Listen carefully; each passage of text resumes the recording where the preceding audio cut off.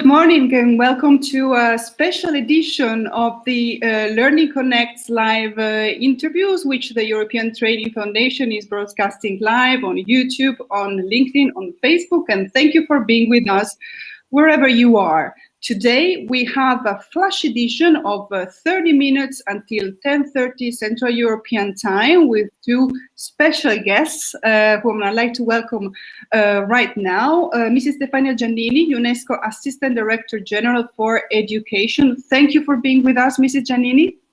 Thank you. Good morning, everybody. And Mr. Cesare Onestini, Director of the European Training Foundation. Thank you for being with us, Mr. Onestini. Thank you. It's a pleasure.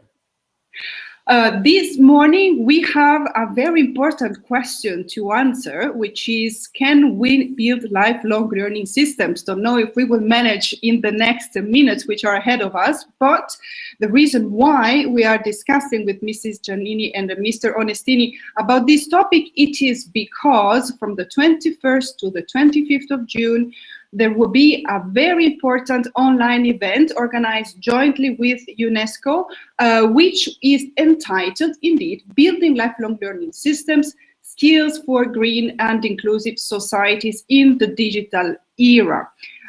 With this nice conversation, we would like to introduce the topic to you all, address your questions in case you have doubts or curiosities about the event and about the topic itself, and also present how you will be able, from wherever you are, to join in the conversation and follow live. So let's go straight to the substance, Mrs. Giannini, because the event, as I've just flagged, is the result of a cooperation between the European Union through the ETF and UNESCO. Why is UNESCO looking at lifelong learning in the framework of the Sustainable Development Goals? Mrs. Giannini. Well, first of all, I think we have to say that lifelong learning is a crucial dimension to the achievement of all SDGs. And it's not by chance that promoting lifelong learning opportunities is the added value of SDG 4 in comparison with the Millennium Goals, the big programs that UNESCO as other UN agencies definitely implemented before the launching of the 2030 agenda. Having said that, let me say briefly that we are really also living in an unprecedented situation. It's a kind of challenging as well as interesting time, so to say. We are living in a time of both crisis and acceleration. Indeed, this sanitary crisis, the COVID-19 pandemic, has definitely accelerated the digital transformation in all dimensions of life. I mean, it's about how we learn, we teach, for sure, in education. The impact of this crisis has been incredibly huge. As you maybe remember, at the peak of the crisis last year, 1.6 billion students have been affected by the crisis because of school and university closures worldwide, from UNESCO data. And beyond that, I mean, it's an impact in how we work, how we learn, we live. But the crisis has also very much amplified inequalities. This is a kind of alarm that UNESCO started to send from the beginning of this unprecedented situation. And this brings me to the importance of matching better and more learning systems, education systems, and employment, and the market, and I should say, especially now, the reality is that the youth and adults require all opportunities to develop skills, to be reskilled somehow, and this is how we try to build in education a new bridge between training and employment policy. And this has major implications for how learning is organized and the relationship between education and employment itself. What we have to do, what Europe is doing, definitely, what UNESCO is promoting at global level, is a kind of a policy environment to be geared to the development of meaningful, engaging, and accessible learning environments for all. And I mean, if you want to have, if you want to build better and greener, we have to really to change the system based on a lifelong learning perspective. Over. Thank you very much, Mrs. Giannini. And I'd like to involve in this conversation that we're having now, because it's not only the three of us, all those who are following live. We have this habit of saying hello when we've said hello from Turkey, Tatiana from Azerbaijan, Henda from Tunisia. And then we have many followers from Georgia, Romania, Bangladesh, Italy, Greece, North Macedonia, Spain. So as you can see, the geographic scope is covering several countries, which is also part of the mandates of both organizations.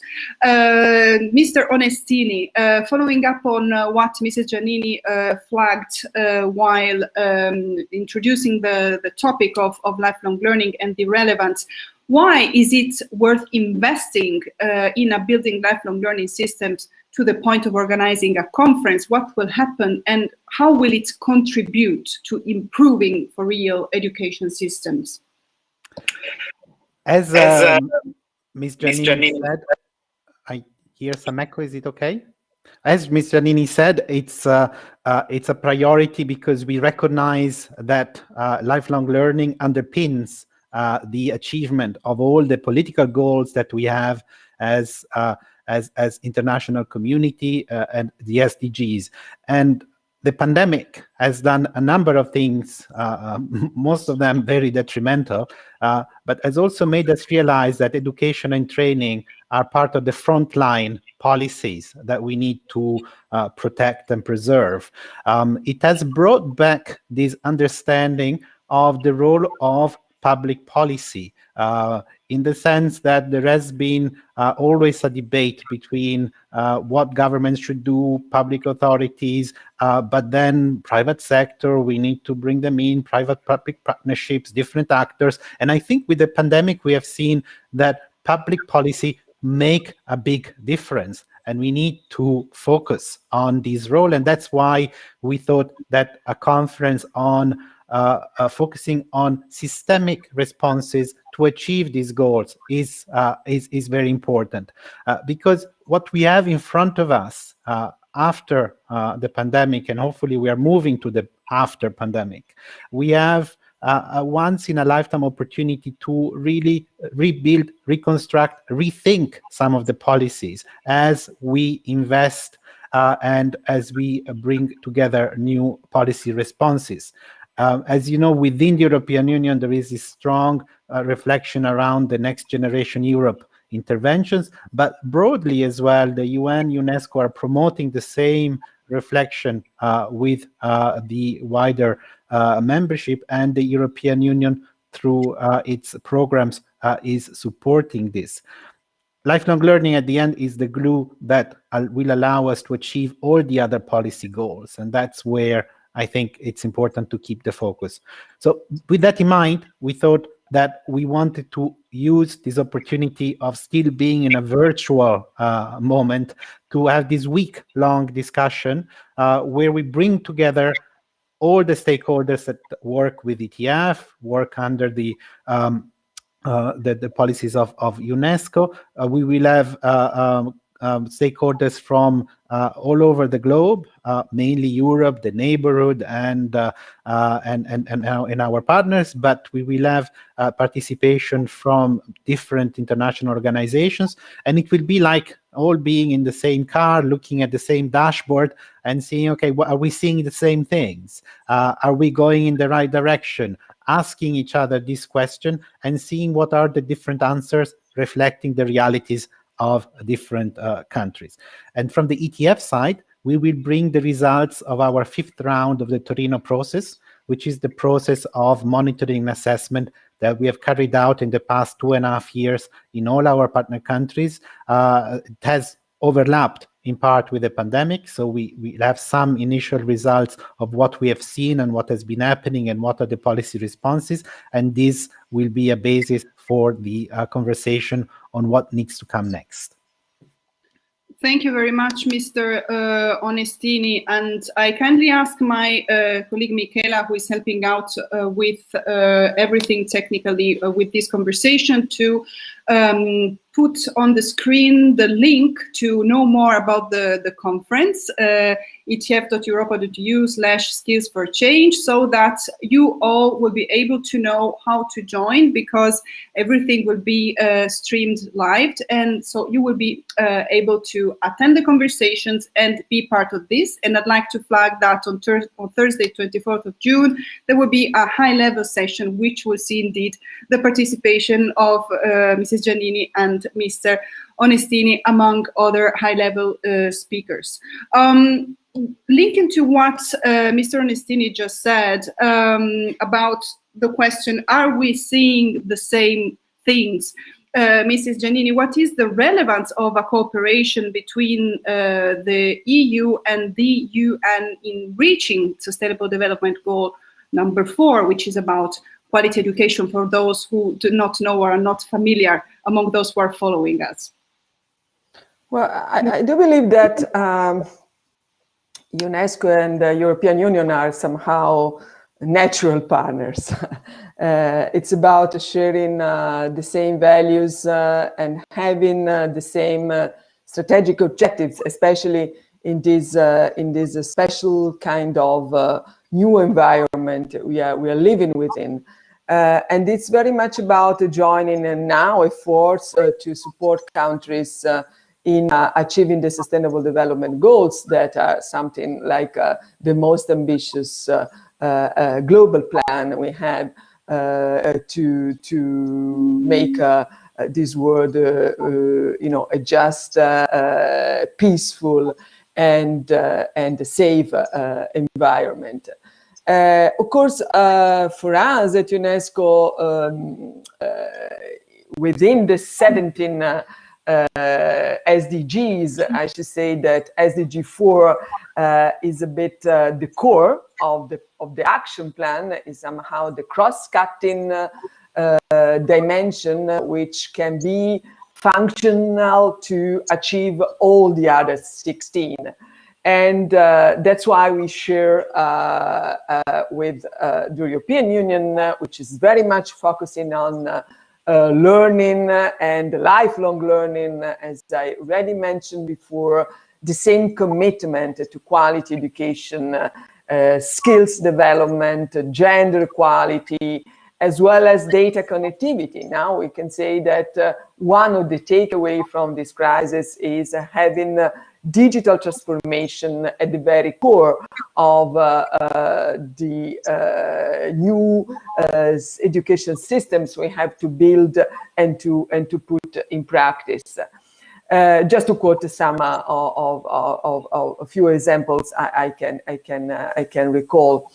But these unique partnerships takes the shape of a wide range of projects in all our fields of competence, which is covering education as well as culture, freedom of expression, equal access to information. I mean, if you see the EU agenda and you see the UNESCO mandate starting from the very basic principles which are still at the core of our constitution, building peace in the mind of men and women, it's something that really gives us the sense, the deep sense of our partnership. Just to give you some concrete examples of the projects which are running together, empowering youth with skills development in the Mediterranean area, which is a critical dimension to build a better development for the South Mediterranean countries is very much in the pipeline of our joint partnership. The EU is also an active partner of the interagency group on technical and vocational education and training, which UNESCO established over 10 years ago. So just to say that there is a common ground of values, principles, and vision that we want to build on, and there is a common action plan that makes this partnership a very natural one. Thank you very much, Mrs. Giannini. I'd like to address, Mr. Onestini, one of the questions which, of the many questions which are popping up in the chat. One of our followers is asking, I would like to ask what our speakers as policy shapers expect from the conference and how the conference results will be used. Also, can we have the commitment from both of them to have another session where they will share the results and what is next? No, thanks. I think the conference goal is to really allow us and partners to share best practice and to look at what's happening already. We will hear from Commissioner Schmidt on what the EU is doing through the skills agenda and why skills are so important to the attainment of all other goals within the EU agenda and within the agenda that the EU has of cooperation with third countries. As you know, the new financial instruments of the EU were just approved. They increase significantly the possibility of funding, but more importantly, there is a commitment to focus more on this area of education and skills and support to employment policies. We will also hear from the experience of countries where ETF has been working closely, from Georgia to Serbia to Uzbekistan, because that's the richness of this type of event, where as we bring together policy shapers also from the wider partnership that we have, we can hear different points of views. We will also use the conference to, I think, share this new understanding around lifelong learning that is emerging, which is an understanding which is more comprehensive, which is more about people aspirations, which is less about classrooms or sectors of education, adults education, or so. It's more broad. It's bringing education opportunities to where people are, rather than finding ways of getting people into learning opportunities. So I think there is a big shift. I think one of the legacies of the pandemic would be also that we have new ways of thinking about it, and we want to use the conference to understand how we can translate this into policies.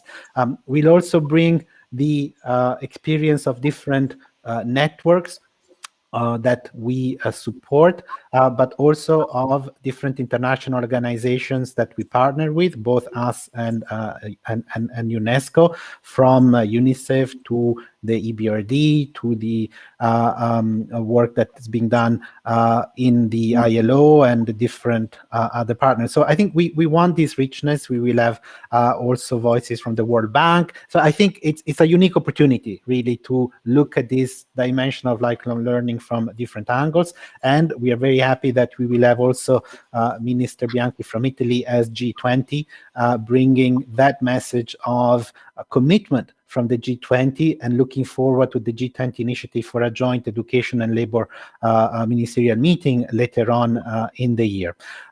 From our side, we definitely commit to follow up through the results as we will learn moving forward and sharing back what the conference will bring in terms of good ideas that can really inform the next phase of reforms in the countries.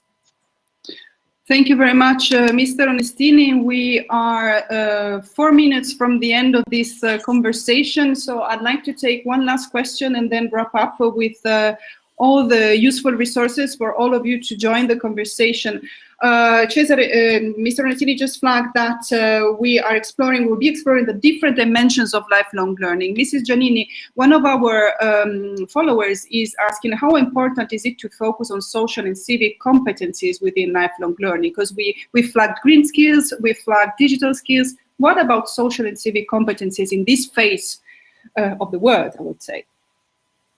I think it's a crucial dimension. I think that today more than ever is no more, education is of course about the what, is about the knowledge that we have to acquire, and either we talk of school systems and or university, tertiary education level. But more than ever now, it's about learning to learn. I mean, what education systems and learning to become. This is a bit the spirit of an initiative I wish to recall UNESCO launched 2 years ago, a bit pioneer in this sense of transformation and the role of education as one of the more transforming tool and powerful tool we have among the public policies. It's the Futures of Education initiative. I underscore the S of futures, which gives the sense of how many scenarios we have in front of us and how many questions we have to put on the screen in order to be ready to make this transformation within education systems our tool to transform society. Having said that, education today must really, and skills development must really address this part of the work, which is giving critical thinking, giving the opportunity to understand a very fast changing world, and this is something that we call within the 2030 agenda global citizenship education, and this brings me back to what I mentioned at the beginning of this conversation, the values-based and humanistic approach to education, which must be at the very core of skills development as well. If I may say a few words on an important topic that Mr. Onestini just mentioned before, the G20 presidency in Italy this year is very much bringing out the importance of skills development, putting skills development in this broader context where the social dimension, the critical thinking, and these 4.7 education for sustainability and global citizenship is a bit the added value, and it's a bit the UNESCO vision. So happy to contribute to this discussion within the G20. We are very much supporting the Italian presidency through the background notes and papers, and I'm sure that the declaration coming out from ministers of education as well as ministers of labor will